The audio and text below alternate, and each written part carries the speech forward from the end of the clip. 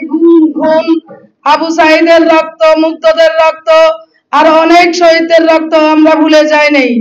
৭১-এর মুক্তিযোদ্ধাকে যেমন বাংলাদেশ ভুলেনি, তেমনি ২৪-এর স্বাধীনতা সার্বভৌমত্বের রক্ষায় বীর যোদ্ধাদের দেশ ভুলবে না।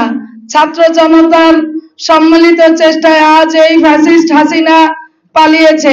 এর চেয়ে গর্বের আর কিছুই নেই। এই আন্দোলন একদিনে হয় নাই। আমাদের দেশ নায়ক ভারপ্রাপ্ত চেয়ারম্যান জনাব তারেক রহমান আমাদের দিক নির্দেশনা দেয়, আজ ২৪-এর মুক্তি স্বাধীনতা পেয়েছি। ভাই ও বোনেরা, আমরা এখনো আওয়ামী লীগের দোসরদের আওতায় আমাদের মাঝে এখনো আছে, আমাদের মাঝে ছড়িয়ে আছে। আমরা সবাই মিলে প্রতিহত করবো ইনশাল্লাহ।